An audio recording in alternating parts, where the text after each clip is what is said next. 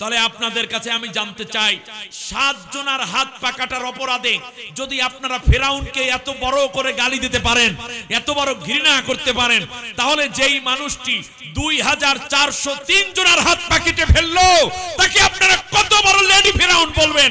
আল্লাহু আকবার। এ নাকি আবার চট করে বাংলাদেশে ঢুকে পড়বে? আপনি বাংলাদেশে চট করে আসলে বাংলাদেশের 18 কোটি মানুষ কট করে ধরে ফেলবে।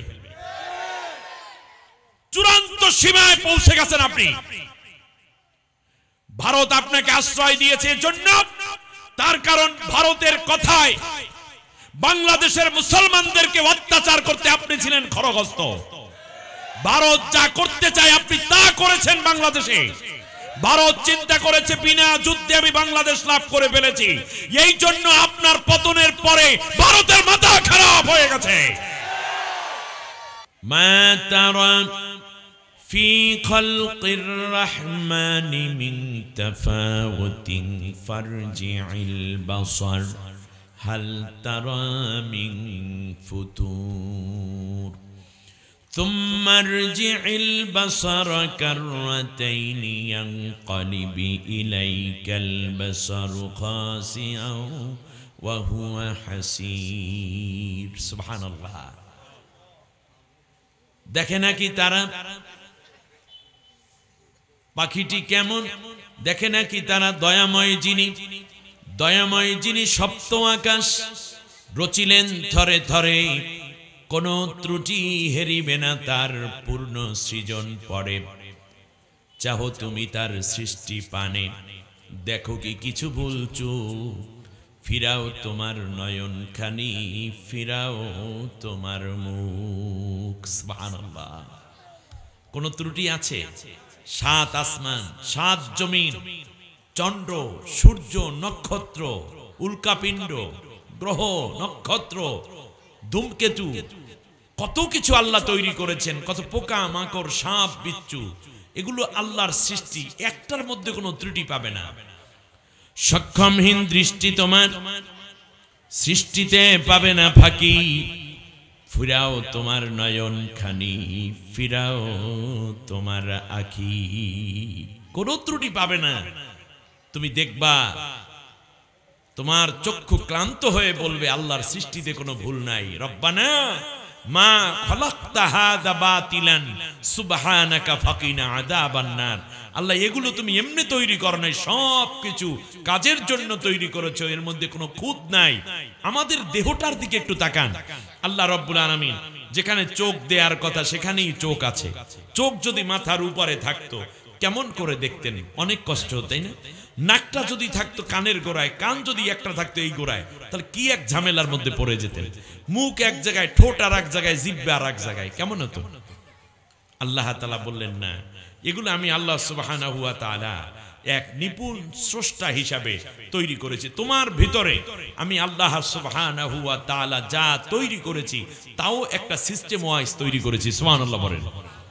তাহলে পৃথিবীর কোথাও সৃষ্টির মধ্যে কোনো ঝামেলা হয় না, এজন্য যেহেতু সবগুলোকে আল্লাহ তাআলা সৃষ্টি করার সাথে সাথে আল্লাহর হুকুম মেনে চলতে বাধ্য করেছেন।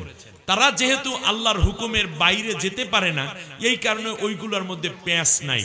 কিন্তু আল্লাহ মানুষকে তৈরি করে, আমাকে আপনাকে তৈরি করে আল্লাহ তাআলা তার হুকুম মানতে বাধ্য করেন নাই। হুকুম মানতে যদি বাধ্য করা হতো, খুব ভালো করে বুঝেন, হুকুম মানতে যদি বাধ্য করা হতো তাহলে মানুষের শ্রেষ্ঠত্ব থাকে না, সে আশরাফুল মাখলুকাত থাকে না। তার কারণ মানুষের সৃষ্টির শ্রেষ্ঠ জীব হচ্ছে মানুষ। ওয়ালাকাদ কাররামনা বানি আদম। এই জন্য আল্লাহ বলছেন আমি আদম সন্তানকে সম্মানিত করেছি। স্বাধীনতা না থাকলে তার কি সম্মান থাকে? জোরে বলেন, স্বাধীনতা না থাকলে সম্মান থাকে?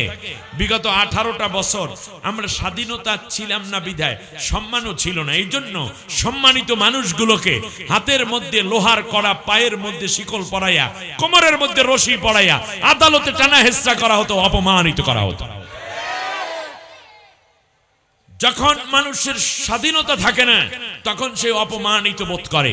সুতরাং আল্লাহ তাআলা বললেন আমি আল্লাহ তোমাকে বানাইলাম কিন্তু আমি তোমাকে স্বাধীনতা দেব না, এটা হয় না। এই জন্য আমি তোমাকে স্বাধীনতা দান করলাম। তবে স্বাধীনতা দেওয়ার পরে আমি আল্লাহ কিন্তু আমার হুকুম দেওয়ার জন্য তোমাদের সামনে নবী পাঠিয়েছি, বিভিন্ন সময় বিভিন্ন আসমানি কিতাব পাঠিয়েছি। শেষ নবী পাঠাইলাম মুহাম্মদ সাল্লাল্লাহু আলাইহি ওয়াসাল্লামকে, আর আসমানি কিতাব দিলাম কি? আল্লাহর কোরআন। আল্লাহ রাব্বুল আলামিন বললেন এই কোরআনের মধ্যে আমার আইন দেওয়া আছে, এই কোরআনের মধ্যে আমার বিধান দেওয়া আছে, আমার রাষ্ট্র ব্যবস্থা দেয়া আছে, আমার সমাজ ব্যবস্থা দেয়া আছে, শিক্ষানীতি দেওয়া আছে, অর্থনৈতিক ব্যবস্থা দেয়া আছে, আমার রাজনৈতিক ব্যবস্থা এই কোরআনের মধ্যে আমি আল্লাহ দিয়ে দিলাম। এরপরে তোমার নামাজের নিয়ম দিলাম, রোজার নিয়ম দিলাম, হজের নিয়ম দিলাম, যাকাতের নিয়ম দিলাম, বিবাহের নিয়ম দিলাম, তালাকের বিধান দিলাম, মোহরানার নিয়ম দিলাম, ঘুমানের নিয়ম দিলাম, এমনি করে করে সজাগের নিয়ম দিলাম। মরার পরে কি হবে তাও আমি আল্লাহ হাসর নসর মিজাল পুলসিরাত জান্নাত জাহান্নাম সব কিছু দিয়ে আমি একজন নবী পাঠাই দিলাম। এখন আমি আল্লাহ তোমাকে বিধান দিলাম কিন্তু মানতে বাধ্য করি নাই, আর মানতে বাধ্য না করার কারণে তোমার স্বাধীনতাকে আমি রক্ষা করেছি। তবে হ্যাঁ, যদি আমি আল্লাহর বিধানটা তোমরা মেনে আসতে পারো তাহলে আমি আল্লাহ দুনিয়ায় তোমারে শান্তি দেব, আখিরাতেও জান্নাত দিয়ে দেব। আর যদি তুমি আমার বিধান না মানো তাহলে দুনিয়ায় তুমি শান্তি পাবা না, আখিরাতেও তুমি জান্নাত পাবা না। তাহলে একটি রাষ্ট্র যখন ইসলামী রাষ্ট্র হয় তার দ্বারা মূলত মানুষ জান্নাতের আমল করা সহজ হয়ে যায়। আল্লাহ যা বলেছেন সেই অনুযায়ী দেশ চলে, রাষ্ট্র চলে, ব্যাংক চলে, শিক্ষা চলে, অর্থনীতি চলে, সমাজনীতি চলে, আন্তর্জাতিক নীতি চলে। তা আল্লাহর আইনে সব মানুষ চলার কারণে ওই মানুষগুলো জান্নাতি মানুষ হয়ে যায়। সবচেয়ে বড় লাভ, এক সমাজের মধ্যে যখন একটি ইসলামী রাষ্ট্র কায়েম হয় তখন মানুষ অন্যায় করলে আল্লাহর বিধান দিয়া বিচার হয়। তাহলে আল্লাহর বিধান দিয়ে দুনিয়ায় যখন বিচার হয়ে যায়, পরকালে ওই আল্লাহ মানুষকে আর বিচারের কাঠগড়ায় দাঁড় করাবেন না। তার কারণ আল্লাহর আইনে তো দুনিয়ায় বিচার হয়ে গেছে, পরকালে আল্লাহর আইনের কাঠগড়ায় আপনার দাঁড়ানো লাগবে না। কিন্তু দুনিয়ায় যদি আপনি আল্লাহর কোরআন দিয়ে দেশ এবং রাষ্ট্র পরিচালিত না হয়, মানব রচিত কুফরি মতবাদ দিয়ে যদি পরিচালিত হয়, তাহলে সবচেয়ে বড় ক্ষতি আদালতে আখিরাতে আপনার আবার আল্লাহর কাঠগড়ায় দাঁড়াইয়া বিচারের সম্মুখীন হতে হবে। এরপরে আবার আসি একটু গোড়ার দিকে। অনেক গুরুত্বপূর্ণ টপিক, আমি বিশ্বাস করি আপনারা খুব মন দিয়ে কথাগুলো শোনার চেষ্টা করবেন ইনশাআল্লাহ। সম্মানিত ভাইরা, এবারে আমরা চলে আসলাম আর এক জায়গায়। আমাদের দেহের মধ্যে পুরোটাই আল্লাহর বিধান দ্বারা নিয়ন্ত্রিত। বলেন কোথায়? আমাদের। এবার নিজের হাতটা নিজের বুকের সাথে লাগান, সবাই নিজের হাত নিজের বুকের সাথে লাগান, এইভাবে, এভাবে, এইভাবে, এই যে আমি দেখাচ্ছি, এই এভাবে না, এইভাবে বলেন আমার ভেতরে, বলেন আমার ভেতরে সব কিছু আল্লাহর বিধান অনুযায়ী চলে। কার ভিতরে? আমার। এই যে আমার শব্দটার নাম হইল নফস। এই আমার শব্দটা, এটাকে আরবিতে কি বলে? নফস। আর ভিতরে যা আছে এটা আল্লাহর নেয়ামত। বলেন এটা আল্লাহর কি? নেয়ামত। খুব বৈজ্ঞানিক একটা টপিক আমাকে দিয়েছেন আমার ভাইরা। তো এবারে আসুন আপনি, আমার, এই যে আমার বললাম এইটার নাম নফস। ভিতরে যা আছে সব কার হুকুমে চলে? আপনি কি চান আপনার চোখের আলো কমে যাক? কিন্তু আলো কমে কিনা? তাহলে বোঝা যায় চোখ আমার কথায় চলে না। কার কথায় চলে? জোরে বলেন কার কথায়? তা আমার ভিতরে, ও ভিতরের সবটুকু কার? আল্লাহ। আমি কি চাই আমার দাঁত পড়ে যাক? কিন্তু এই যে দেখেন এই মুরব্বী আমার পাশে বসা বাবাজির দাঁত আছে? নাই, পড়িয়ে গেছে। কিছু পড়ছে, কিছু আছে। তাহলে বোঝা যায় আমার দাঁত আমি চাই না পড়ুক, কিন্তু পড়ে যায়। তাহলে বোঝা যায় দাঁত আমার নিয়ন্ত্রণে না। আমি চাই আমার চুলগুলো কাঁচা থাকুক, কিন্তু এক পর্যায়ে চুল পেকে যায় কিনা বলুন তো দেখি। তাহলে বোঝা যায় আমার চুলেও আমার কথা শোনে না। আমি চাই না আমার পেটে ব্যথা হোক, কিন্তু মাঝে মাঝে পেট ব্যথা হয় কিনা, তাহলে বোঝা যায় পেটেও আমার কথা শুনে না। এমন কি আমার ঘুম আমার কথা শুনে না। আমি চাই আমি এখন ঘুমাবো, কিন্তু সব সময় কি আপনি চাইলেই ঘুমাতে পারেন? বিছনায় এপিট ওপিট করে, ডাক্তার ঔষধ খেয়ে ঘুম আসে না। আবার বোঝা যায় মাঝে মাঝে মন চায় যে এখন আমি সজাগ থাকবো, কিন্তু দেখা গেল কিছুক্ষণ পর কখন যে ঘুম আইসে গেছে তার বলতে পারেন না। গাড়ি চালায় ড্রাইভার, হঠাৎ করে ঘুম। ড্রাইভার কি চায় তার ঘুম আসুক? তাহলে বোঝা যায় ঘুমও যাওয়া আসা করে কার ইচ্ছায়? আল্লাহর ইচ্ছায়। আমার ভাইয়েরা খেয়াল করুন, তাহলে বোঝা যায় আমার ভিতরে যা কিছু আছে সব কার নিয়ন্ত্রণে? এখন এই আমার শব্দটুকু কেবল এইটাই হলো নফস। এটা কি হলো স্বাধীনতা? ওই যে আমার বলছি, এই যে আমার বলছি, এইটার নামে কি? স্বাধীনতা। আল্লাহ রাব্বুল আলামিন বলেন, বান্দা তোর হায়াত তোর নিয়ন্ত্রণে না, তোর মাউত তোর নিয়ন্ত্রণে না। মৃত্যু দেবেন কে?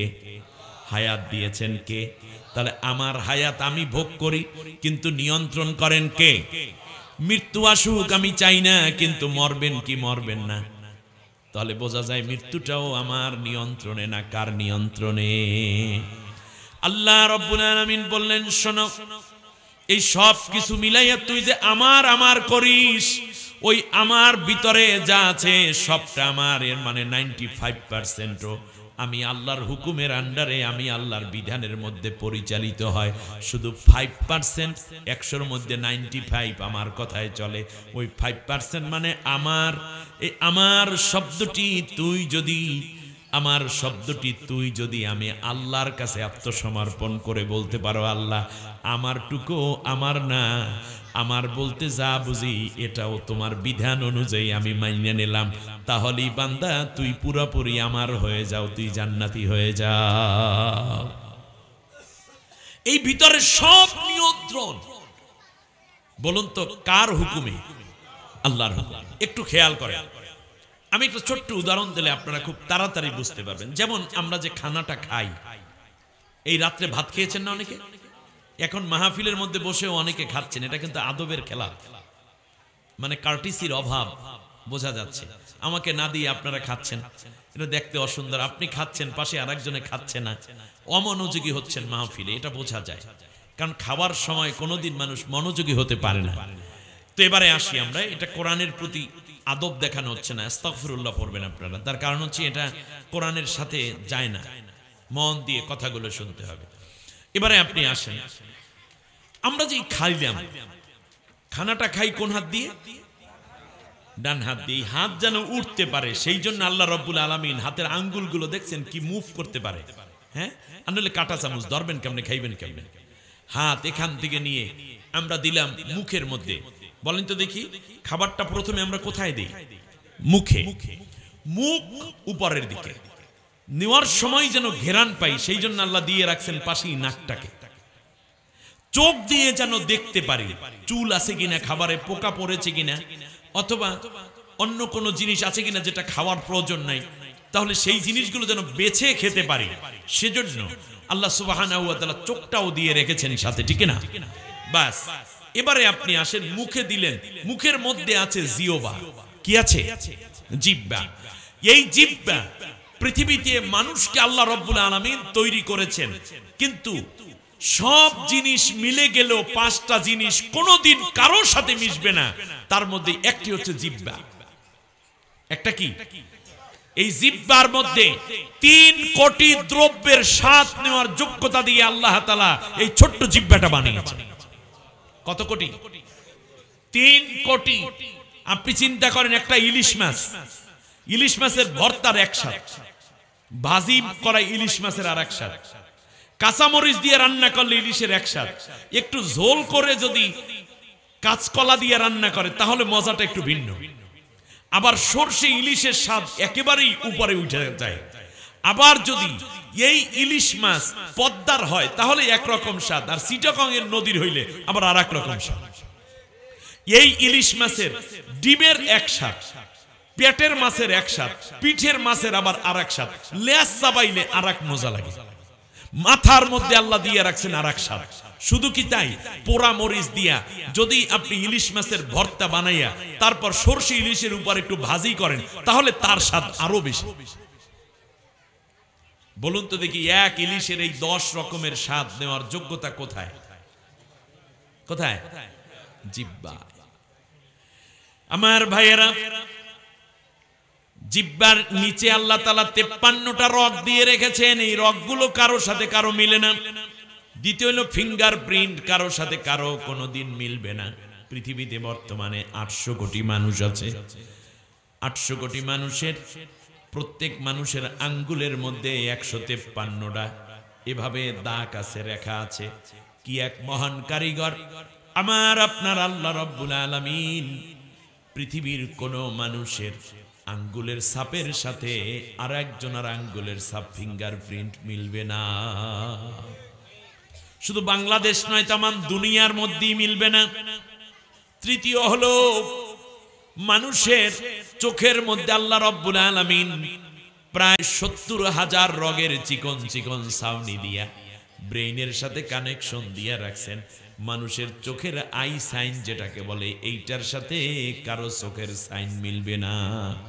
ভাইয়ের সাথে ভাই মিলবে না, স্বামীর সাথে স্ত্রী মিলবে না, বোনের সাথে ভাইয়ের মিলবে না, বাবা মায়ের সাথে সন্তানের মিলবে না, কারো সাথে কারো না।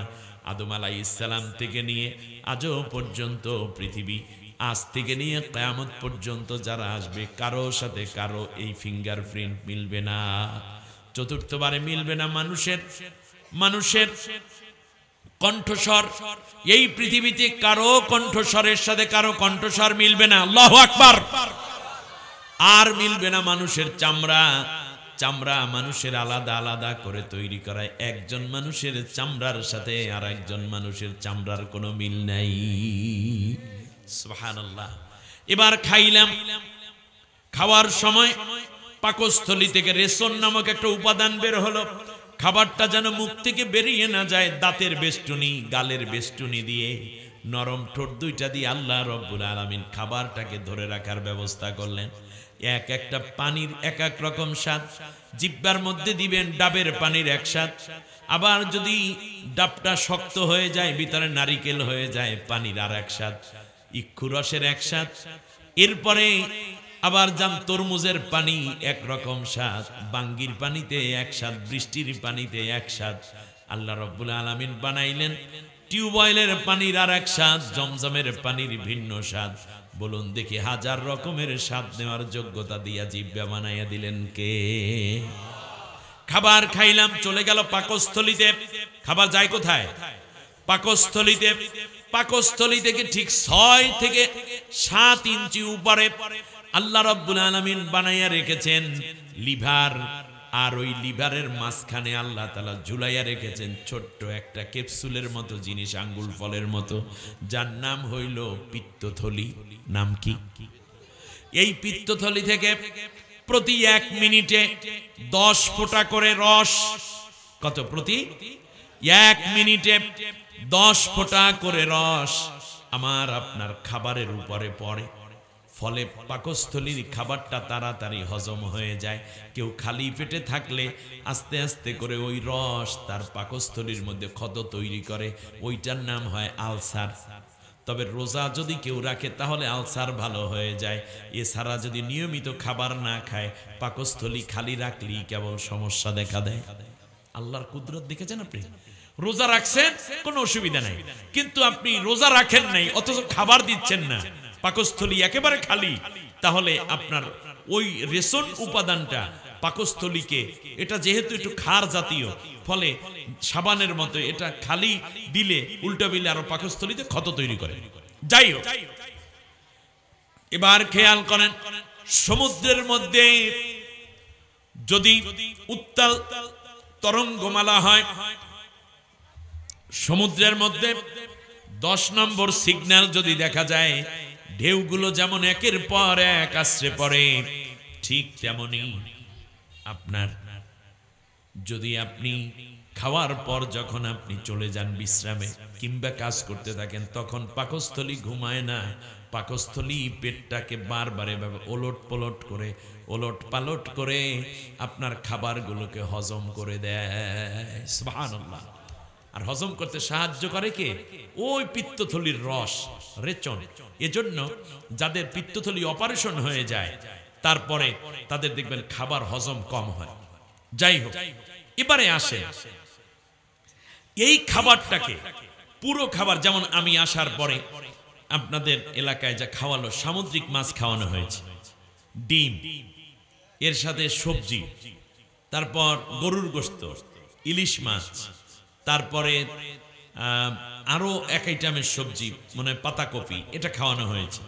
এরপর শেষে আবার কখনো মিষ্টি খাওয়ানো হয়, ফাঁকে দুধ খাওয়ানো হয়, কলা খাওয়ানো হয়, এখন ডাল খাওয়ানো হয়। আমরা কত আইটেমের খাবার খাইলাম, কোনোটা দেখতে লালচে, গরুর গোশত, আবার ডাল বানাইছি সেটা হলুদ কালার, ঠিক না, দুধ সাদা কালার, এরপরে আপনি সবজি যেটা খেয়েছি সেটা হলুদ কালার। এখন এক একটা, কোনোটা টক, কোনোটা ঝাল, কোনোটা তিতা, আবার যদি আপনি কি খাইলেন যেন, করলা খাইলেন, সেটা আবার তিতা।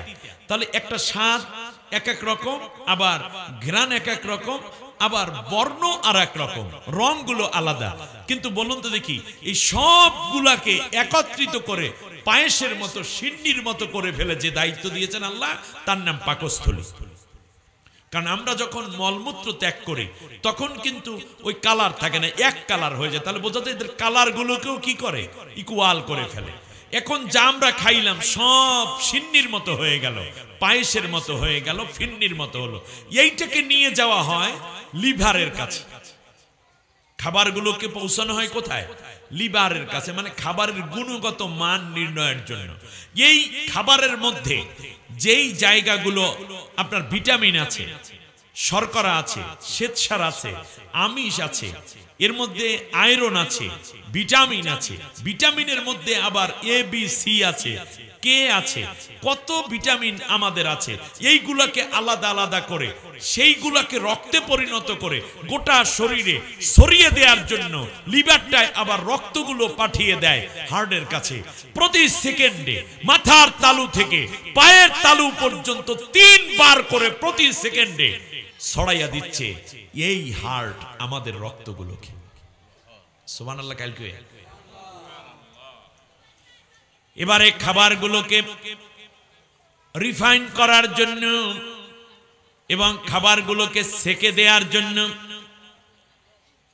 আল্লাহ রাব্বুল আলামিন আমার আপনার মধ্যে একটা নয় বরং 2টা কিডনি দিয়ে দিয়েছেন, যাতে করে আমরা যা খাইলাম এই খাবারগুলো যেন প্রস্রাবের রাস্তায় যেটা যাওয়ার সেটা যেন প্রস্রাবের থলিতে যেতে পারে। পানীয় যা আছে, খাবারের মধ্যে যত পানি আছে সবগুলো কি এমন ভাবে সেকে দেয় কিডনি। এই কিডনি 2টা মাত্র 1.5 ইঞ্চি থেকে 2 ইঞ্চি লম্বা, তার মধ্যে আল্লাহ রাব্বুল আলামিন 1,70,000 ছিদ্র তৈরি করেছেন।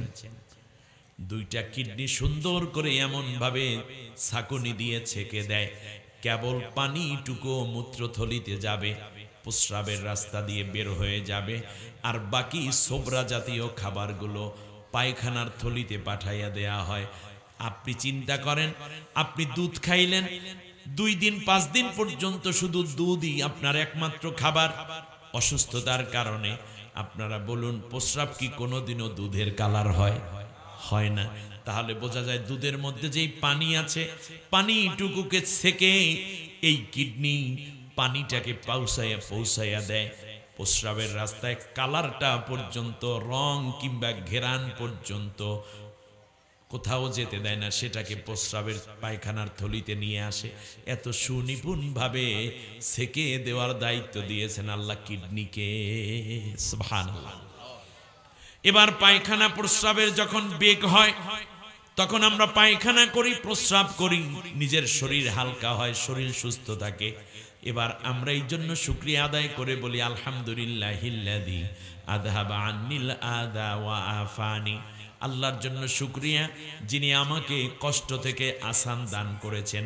এবার আপনাদেরকে বলি, মুখটা কি উপরে না নিচের দিকে? উপরে। খাবার এরপর যাবে কোথায়? পাকস্থলীতে। পাকস্থলীর খাবার হজম হবে, সেই ব্যবস্থা কে করেছেন? হজম করা খাবারগুলো চলে যায় কিডনির কাছে, কিডনির মধ্য থেকে সেকে চুকে সুন্দর করে তারপর এটা লিভারের কাছে আগে চলে যায়। সেখান থেকে রক্ত এবং পুষ্টিকে চুষে নিয়ে যায় লিভার।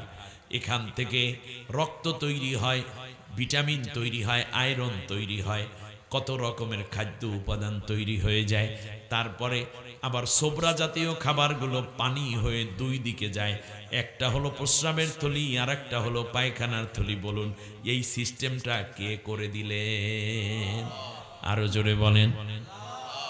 খাদ্য যখন এই সিস্টেমে যায় তখন আমরা সুখী শান্তিতে থাকি, ঠিক না? আমরা আরাম বোধ করি। কথাটা আপনারা বুঝতেছেন? আমরা কি তখন আরাম বোধ করি, শান্তি পাই। কিন্তু যদি উল্টা যাই তাহলে কেমন হয়?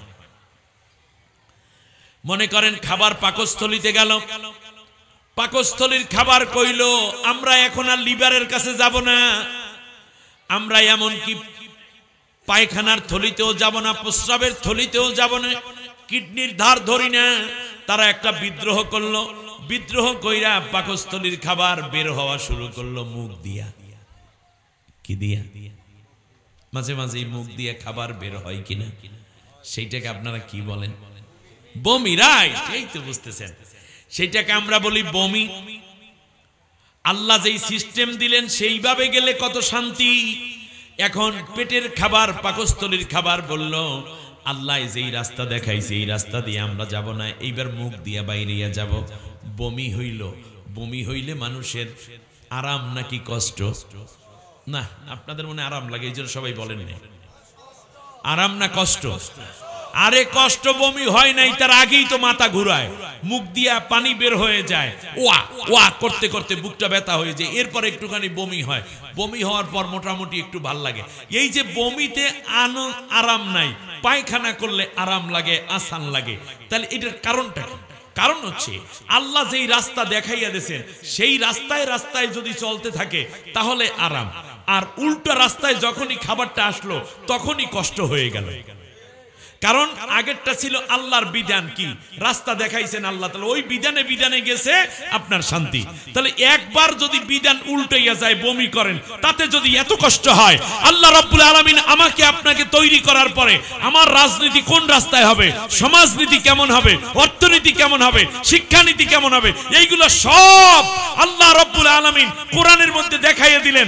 আল্লাহর নবী সেই অনুযায়ী রাষ্ট্র চালাইলেন, দেশ চালাইলেন, বিশ্ব চালাইলেন, সাহাবীরা দেশ চালালেন, রাষ্ট্র চালালেন, তারা শান্তি পাইলেন। হয়ে গেল সোনালী যুগ, মদিনা হয়ে গেল সোনার মদিনা, মক্কা হয়ে গেল চোর ডাকাত মুক্ত। এটাও একটা বিশ্ব সভ্যতার প্রাণ কেন্দ্রে পরিণত হয়ে গেল। আপনি একবার উল্টা গেলে যদি বমির অবস্থা এত খারাপ হয়, তাহলে যে রাষ্ট্রের মধ্যে ইসলাম অনুযায়ী মোটেও না চলে,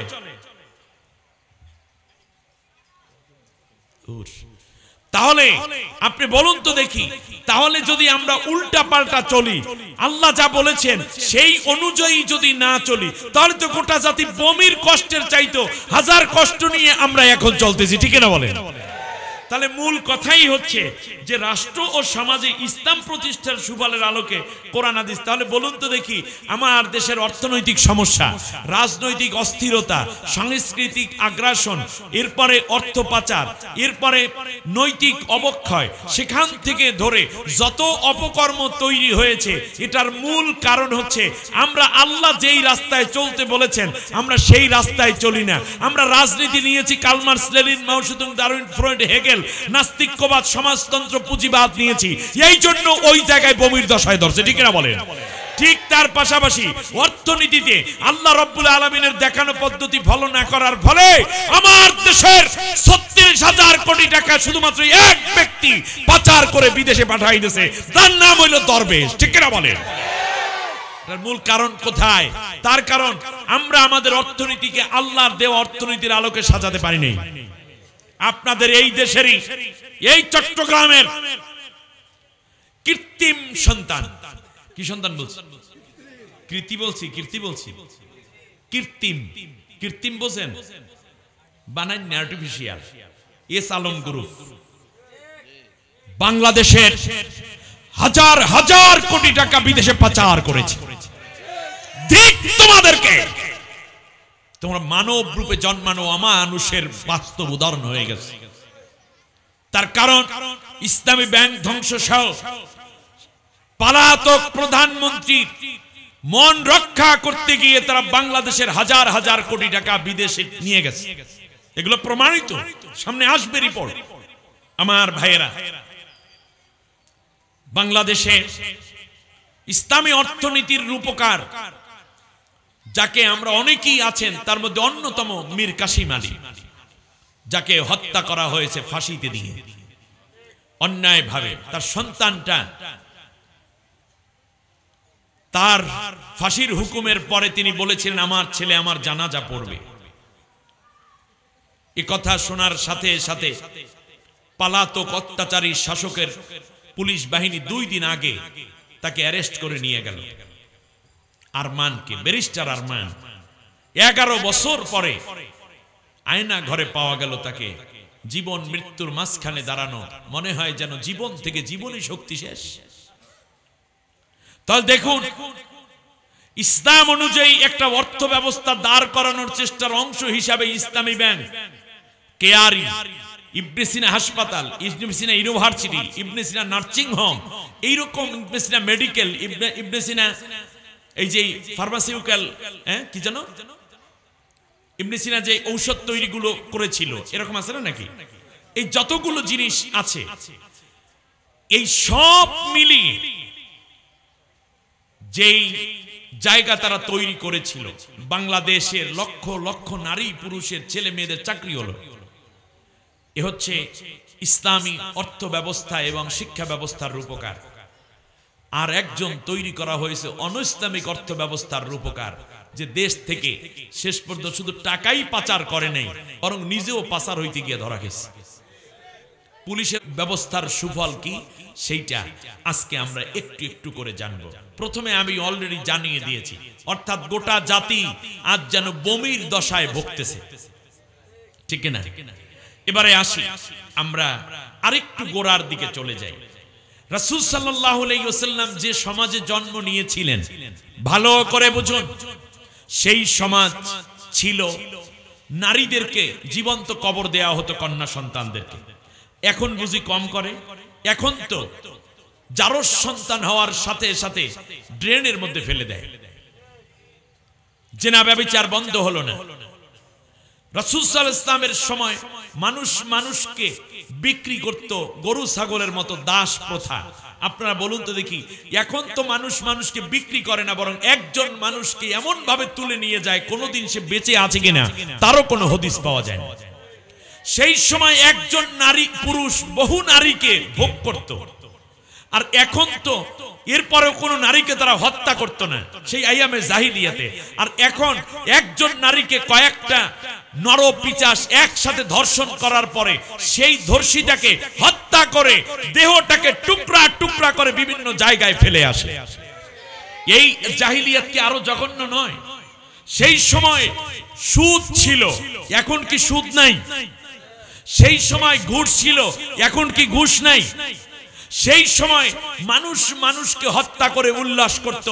এখনো তো এই পলাতক গভর্নমেন্টের সময় 28 অক্টোবর 2006 সালে নিরীহ ইসলামী ছাত্র শিবির এবং জামাত ইসলামের লোকদেরকে পল্টনের উত্তর গেটে, পল্টন এরিয়া জুড়ে হত্যা করে শিপন মুজাহিদ সহ হত্যা করার পরে মৃত্যু, লাশের উপর নৃত্য আমরা দেখেছি, ঠিক কিনা বলেন?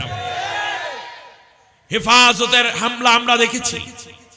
শুধু তাই, ছাত্র আন্দোলন যখন হলো তখন হাজারো ছাত্রের উপরে গুলি বর্ষণ করে হত্যার দৃশ্য আমরা দেখেছি, ঠিক না? শুধু তাই না, ইব্রাহিম আলাইহিস সালামকে আগুনে পুড়েছে নমরুদ, চেষ্টা করেছিল পড়তে। কয়জনকে?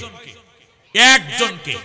কিন্তু আপনি কি জানেন 2024 সালের আগস্ট মাসের 5 তারিখে বাড্ডা, সাতারকুল এবং এই যে উত্তর বাড্ডা এলাকা হয়ে যেই জায়গাটা আছে, এখানে শাহজাদপুর এই এলাকায় গুলি করে ভারত থেকে পুলিশ আনা হয়েছে বাংলাদেশের মুসলমান সন্তানদেরকে গুলি করে হত্যা করার জন্য।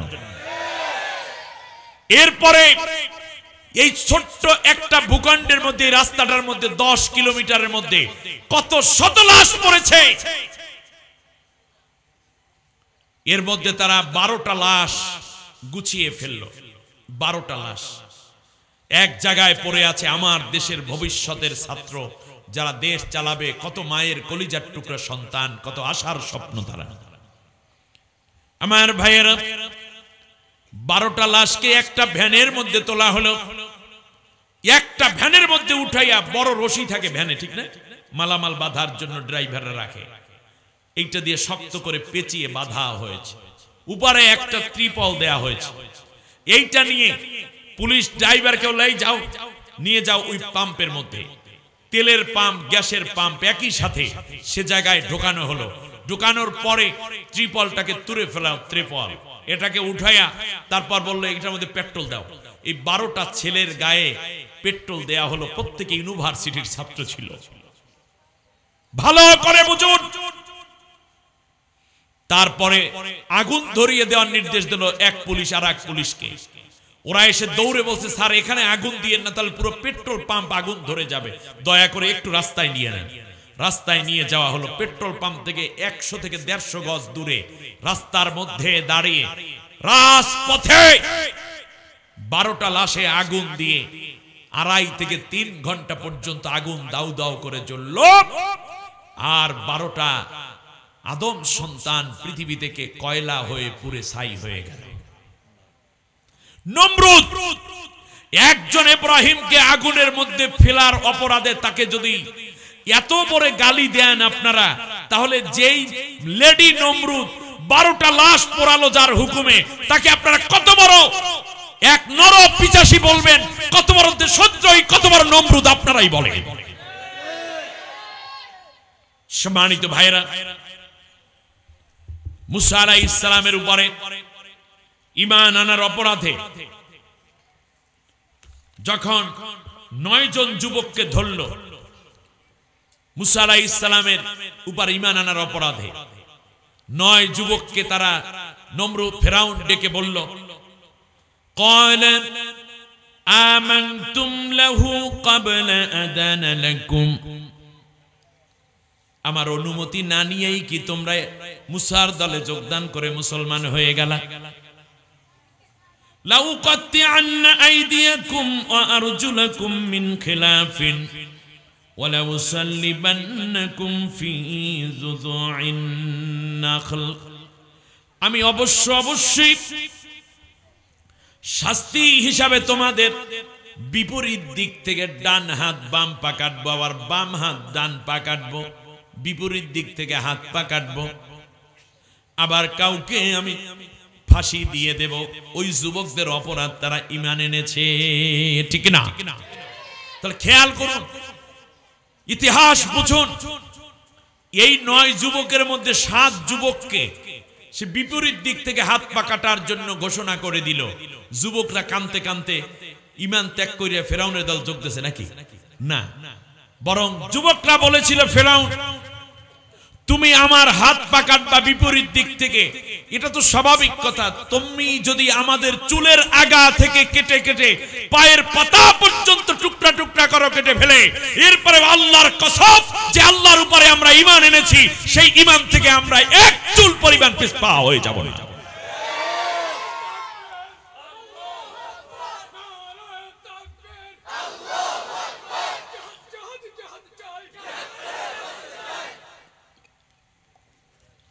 সম্মানিত ভাইরা, বিপরীত দিক থেকে হাত পা কাটা হলো 7 জনকে, 2 জনকে দিল ফাঁসি।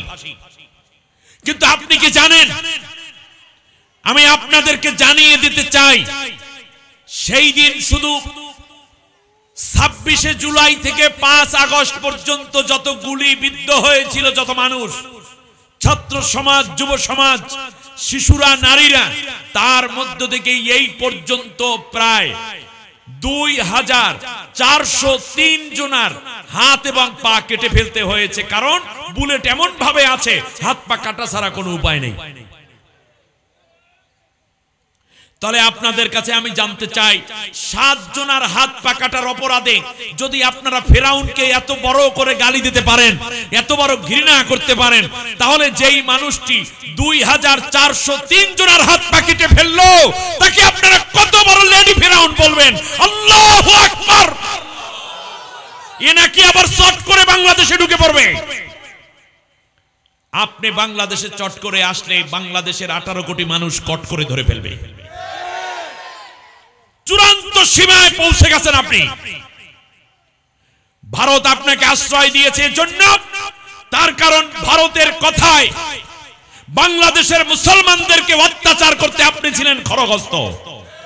ভারত যা করতে চায় আপনি তা করেছেন বাংলাদেশে।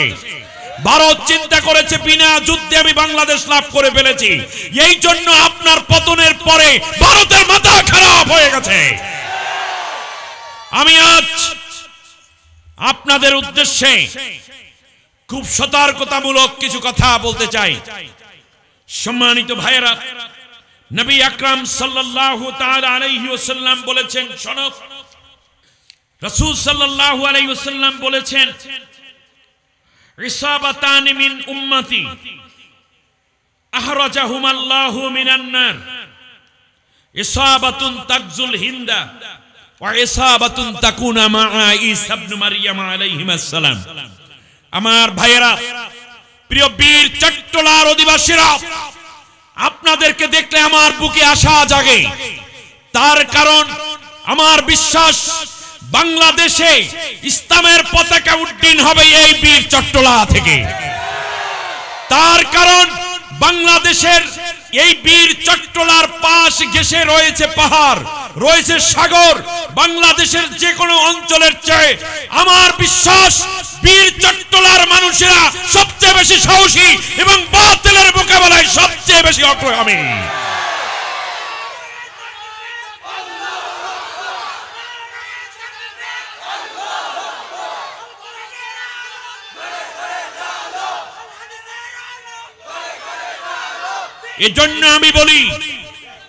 এজন্য আমি বলি আল্লাহর নবীর প্রিয় সাহাবী হযরত সাওবান রাদিয়াল্লাহু তাআলা আনহু থেকে বর্ণিত হাদিস নম্বর 3175। কোট করুন, নোট করুন, আপনি জানুন, অন্যকে জানার ব্যবস্থা করে দিন। কারণ আমি জামালউদ্দিন কয়দিন বেঁচে আছি জানি না, আমার এই কথাগুলো যেন অন্য জানতে পারে। আল্লাহর নবী বলেছেন, শোনো, ইসাবাতানি মিন উম্মতি আহরাজাহুমাল্লাহু মিনান নার, ইসাবাতুন তাকজুল হিন্দা ওয়া ইসাবাতুন তাকুনা মা'a ঈসা ইবনে মারইয়াম আলাইহিস সালাম।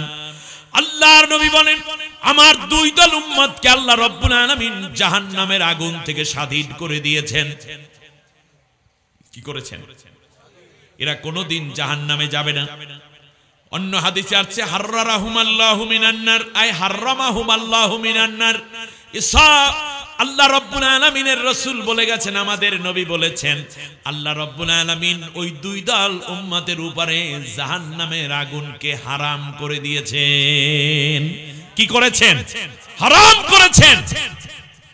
কত সৌভাগ্য আমাদের, সেই সৌভাগ্য হাতছানি দিয়ে ডাকছে। আমার বিশ্বাস সেই হাতছানির সৌভাগ্যের প্রথম যারা হাত উঁচু করে প্রথম নেতৃত্ব দিবে বাংলাদেশে, তারা বীর চট্টলার সাথীরা। আমার বন্ধুগণ শুনুন, এক নম্বর হলো নবী বলেছেন 1450 বছর আগে হিন্দুস্তানে একটা যুদ্ধ হবে মুশরিকদের বিরুদ্ধে। সেই যুদ্ধে যারা অংশ নেবে তাদের উপরে আল্লাহ জাহান্নামের আগুন হারাম করে দিয়েছেন, তারা সবাই জান্নাতি। আর দ্বিতীয় হচ্ছে ইমাম মাহদী আলাইহিস সালামের পরপরে ঈসা আলাইহিস সালাম আসবেন। যখন ঈসা আলাইহিস সালামের সাথে মিলে দাজ্জালের বিরুদ্ধে যারা যুদ্ধ করবে তারাও জাহান্নামের আগুন থেকে মুক্ত। প্রিয় ভাইয়েরা আমার, এবার খেয়াল করুন, এই হাদিস শোনার পরে নবীজি যখন এই কথা বলতেছিলেন তখন নবী হাদিসের মাঝখানে থেমে গেলেন, একটু কান্না করলেন কিছুক্ষণ। তারপরে নবী চেহারা মোবারক উঁচু করে চোখের পানি মুছতে মুছতে একটা মুস্কি হাসি দিলেন। সুবহানাল্লাহ। সাহাবীগণ আরজ করল, ইয়া রাসূলুল্লাহ। হাদিসের মধ্যে থেমে গেলেন, বর্ণনা শেষ না করে থেমে গেলেন, আবার কান্না করলেন, কাঁদলেন, আবার হাসলেন। কারণ কি? আল্লাহর নবী বললেন, সাহাবীরা রে, আমি হইলাম নবী, তোমরা সাধারণ মানুষ। আল্লাহ আমাকে যা দেখান তোমাদেরকে তা দেখান না। আল্লাহ রাব্বুল আলামিন আমাকে দেখিয়েছেন এই যুদ্ধটা দীর্ঘমেয়াদী হবে, এই জন্য আমি হাদিসের বর্ণনা থামাইয়া দিলাম, এর দ্বারা বুঝাইয়া দিলাম স্বাভাবিকভাবে 1-2-5 মাস 1-2 বছরে যুদ্ধ শেষ হবে না, এটা একটা লম্বা সময় ধরে যুদ্ধ চলবে। এজন্য আমি থেমে বুঝাইলাম সময় লাগবে। কাঁদলেন কেন ইয়া রাসূলুল্লাহ? আল্লাহর নবী বললেন, আমাকে আল্লাহ তাআলা দেখিয়েছেন এই যুদ্ধে মানুষের রক্তের উপর দিয়া মানুষের লাশ ভেসে যাচ্ছে, এর মানে এই যুদ্ধটা খুব রক্তক্ষয়ী হবে এবং জীবন বিধ্বংসী হবে। সাহাবীগণ আশ্চর্যান্বিত হলেন, কষ্ট পেলেন। আর একজন সাহাবী জিজ্ঞেস করলো, ইয়া রাসূলুল্লাহ, তাহলে আপনি হাসলেন কেন? আল্লাহর নবী বললেন, যুদ্ধ যতই দীর্ঘমেয়াদী হোক আর রক্তক্ষয়ী হোক, আল্লাহ রব্বুল আলামিন আমাকে দেখিয়ে দিয়েছেন চূড়ান্ত পর্যায়ে আমার উম্মতকে আল্লাহ তাআলা বিজয় দান করবেন। আমার মনে হচ্ছে সেই যুদ্ধ অলরেডি শুরু হয়ে গেছে এবং এই যুদ্ধ চট্টগ্রাম থেকেই শুরু হয়েছে। আপনারা বোঝেন আর না বোঝেন, আমি যা বলি কান খাড়া করে শুনুন। বিগত 26 তারিখ, নভেম্বর মাসের 26 তারিখে 2024 সাল দিবালোকে আমার এই বীর চট্টলার এক সন্তান, আন্তর্জাতিক ইসলামী বিশ্ববিদ্যালয় চট্টগ্রাম আইন বিভাগের 19তম ব্যাচের ছাত্র ছিলেন অ্যাডভোকেট সাইফুল ইসলাম আলিফ। দিবালোকে নৃশংসভাবে কুপিয়ে শেষ পর্যন্ত 2 গলির মাঝখানে নিয়ে তলোয়ার দিয়ে, ছুরি দিয়ে, তার ঘাড়ের মধ্যে অস্ত্র চালিয়ে জবেহ দিয়ে তাকে হত্যা করা হয়েছে। আমি মনে করি যেই যুদ্ধের ঘোষণা গাজওয়ায়ে হিন্দের কথা নবীজি বলে গেছেন, সেই যুদ্ধের সূচনা আলিফ আমাদের জন্য রচনা করে গেছেন। কারণ কোরআনের প্রথম শব্দ আলিফ। আলহামদু যদি বলেন তাহলে প্রথম লিখতে হয় আলিফ, যদি আলিফ লাম মিম বলেন তাহলেও লিখতে হয় আলিফ, আর আলিফ বাতা সা পড়াতে গেলেও প্রথম লিখতে হয় আলিফ। সুতরাং আলিফ নাম দ্বারা আলিফ যেই যুদ্ধের সূচনা করে গেছে শাহাদাতের মাধ্যমে, আমার বিশ্বাস আল্লাহ রাব্বুল আলামিন বীর চট্টলার সাথীদের মাধ্যমে ইসকনের বিরুদ্ধে যে যুদ্ধ শুরু হয়েছে সেটাই মূলত এক পর্যায়ে গাজওয়ায়ে হিন্দে পরিণত হবে।